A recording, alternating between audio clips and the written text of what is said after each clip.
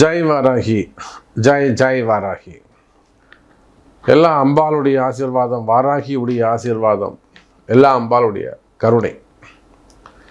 குரு வக்ர நிவர்த்தி வாராகி டிவி நேயர்களே, கடந்த நவம்பர் மாதம் ஒரு 17 தேதியிலிருந்து குரு பகவான் மிதுன ராசியில் வக்ரகதியில் இருக்கிறார். அப்படின்னா என்னங்க அர்த்தம்? சுபகிரகம், ஆதித்யாதி நவகிரகங்களில் முக்கியமான ஒரு கிரகம் குரு பகவான். குருங்கிற கிரகம், அந்த கிரகம்தான் குரு பார்க்கத்தான் கோடி நன்மை. இதேன்னு ஒரு விஷயத்தில் இதேன்னு ஒரு பெரிய கஷ்டமாக இருக்கும், ஒரு பெரிய கண்டமாக கூட இருக்கும். உழுந்து எழுந்து வருவாங்க, ஒரு ஆப்ரேஷன் பொழைச்சி எழுந்து வருவாங்க, இவர் பொழைச்சதே பெரும் கஷ்டங்க அப்படின்ட்டுவாங்க. அப்படின்லாம் சொல்லிடுவாங்க. எத்தனையோ பெண்களுக்கு கேன்சர்ஸு, பிரஸ்ட்டு கேன்சரு, அப்புறம் கிட்னி ஸ்டோன் சம்மந்தப்பட்டது, பிரசவ வழியாக இருக்கும். ஆண்களாக இருந்தால் விபத்து, உயிர் போய் உயிர் இருக்கும். கண்டத்துலேருந்து தப்பிச்ச கதையாக இருக்கும். வேலையில் உடம்பு மட்டும் இல்லைங்க, விண்வெளி அவமானங்கள், தலைகுனிவு, அதை விட பெரிய கஷ்ட நஷ்டங்கள், டிரான்சாக்ஷனு, பணம் போய் லாக் ஆகிடுறது, அப்படி இல்லைன்னா பணம் ஏமாறுவது, கொடுத்துட்டு ஏமாறுவது, இல்லைன்னா ஒரு பெரிய குடும்பத்தில் கஷ்டமாக இருக்கலாம், இல்லை பிரிவுகளாக இருக்கலாம், ஒரு ஜாயிண்ட் வெஞ்சராக இருந்திருப்பாங்க, ஆண் பெண் பழக்க வழக்கங்களாக இருக்கும். திடீர்னு பிரிவுனா அந்த பொண்ணும் ஏற்றுக்க முடியாது, இந்த பையனாலையும் தாங்கிக்க முடியாது. செகண்ட் ஒய்ஃபு, வீட்டுக்கு தெரியாமல் இருக்கிறது, காதலர்கள், இது எல்லா துன்பத்துக்கும் காரணம் குரு பகவான் வக்ரகதியில் இருந்தது தான். இப்போ பாருங்க, அந்த குரு பகவான் வக்ர நிவர்த்தி அடைகிறார். எனக்கு எதுவும் நல்லது நடக்கலையே சாமி. நீங்களும் ஒரு பதிவுலையும் சொல்கிறீங்க, இந்த வாட்டியும் உங்களுக்கு நல்லது நடக்க போகுது, சூப்பராக இருக்கும், அப்படி இருக்கும், இப்படி இருக்குங்கிறீங்க. ஆனால் எனக்கு எதுவுமே நடக்கலையே சாமி அப்படின்னு கேட்பீர்களே. ஆனால் அதுக்கு காரணம் இதுதான், குரு பகவான் வக்ரத்தில் இருந்தார். ஸோ இப்போ குரு பகவான் வக்ர நிவர்த்தி அடைகிறார். பங்குனி மாதத்தை பிறந்த உடனே பங்குனி 3ஆம் தேதியே அவர் வக்ர நிவர்த்தி அடைகிறார். இனிமே உங்களுக்கு சூப்பராக இருக்க போகுது. இந்த இருந்த ஒரு தடையும் உங்களுக்கு விலகியது. இதுதான் டாபிக்கு. பிரீஃபாக பார்க்கலாம். 12 ராசிக்கும் வாருங்கள். அன்பார்ந்த கடகராசி என்பர்களே, அற்புதமான கால நேரம் சார். கடகராசிக்கு ஏற்கனவே சனி பெயர்ச்சி சூப்பர்னு சொல்லிட்டேன். நிறைய ஃபோன் கால்ஸ், இந்த சனி பெயர்ச்சி பரிகார யாகம் பண்ணோம். உலகம் முழுவதிலிருந்து நிறைய பேர் ஆன்லைனில் கலந்துக்கிட்டாங்க. அப்போது நம்ம பதிவு போட்டிருந்தோம், சனி பெயர்ச்சி கடகத்துக்கு சூப்பராக இருக்குது, கொடி கட்டி பறக்கக்கூடிய ராசின்னு போட்டிருந்தோம். அஷ்டம சனி கம்ப்ளீட்டாக முடிஞ்சுதுன்னு சொன்னோம். பாருங்கள், அடுத்து ஒரு அதிர்ஷ்டம் அடிக்குது, ஒரு ஜாக்பாக்ட் அடிக்குது. கடகராசிக்கு அடுத்து ஒரு அதிர்ஷ்டம் அடிக்குது. என்ன அதிர்ஷ்டங்க? குரு பகவான் வக்ர நிவர்த்தி. எப்படிங்க சாமி, அடுத்து நல்லது நடக்குமா? கண்டிப்பாக. எப்படி கஷ்டம் வரும்போது மேலே மேலே கஷ்டம் சேருதில்ல, அதே போல தான் உங்களுக்கு இனி வரக்கூடிய ஒவ்வொரு நாளும் மகிழ்ச்சியான நாளே. சந்தோஷமாக இருங்க, ஹாப்பியாக இருங்க. எதுவாக இருந்தாலும் கடகராசி என்பர்களுக்கு இனி வரக்கூடிய காலங்கள், ஒரு சாதாரண ஒரு ஃபேமிலியில் இருக்காங்க, ஒரு 10,000 ரூபா சம்பளத்தில் இருக்காங்க, அல்லது ஒரு 1 லட்ச ரூபா 2 லட்ச ரூபா மாதம், ஒரு 10 லட்ச ரூபா சம்பாதிக்கிறாங்க, மாதம் ஏர்ன் பண்ணுறாங்க.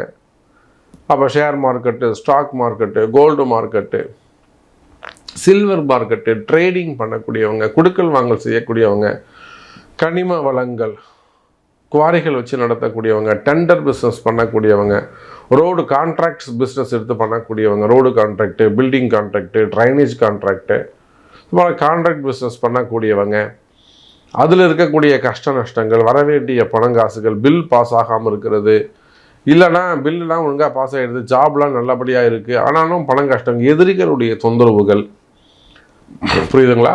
எதிரிகளால் வரக்கூடிய தொந்தரவு, இல்லை 4 பேர் கலகம் பண்ணுறது, 4 பேரை டிஸ்டர்ப் பண்ணுறது.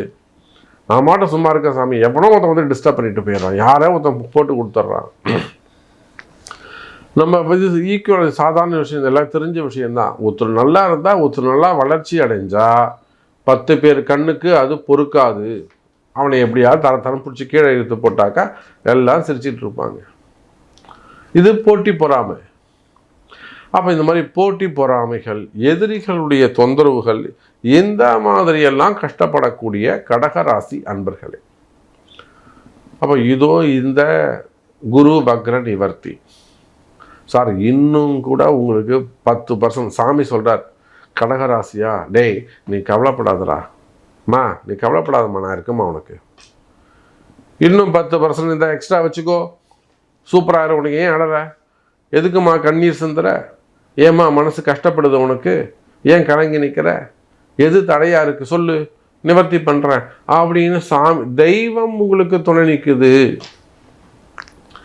நீங்கள் எந்த மதமாக இருந்தாலும், இப்போ நேற்று கூட இஸ்லாமிய சமுதாயத்திலிருந்து ஒரு முக்கியமான ஃபோன் கால், அரசியல் ரீதியாக ஒரு கால் பண்ணுறாங்கன்னா, சாமி நான் சீட்டு வாங்குகிறோம், இந்த வாட்டி எனக்கு தான் கொடுக்குறாங்க, நம்ம பண்ணலாமா? அவங்க குறிப்பிட்ட ஒரு கட்சியிலேருந்து பண்ணுறாங்க, இஸ்லாமிய சமூகத்திலேருந்து ஒருத்தர் கால் பண்ணுறாங்க.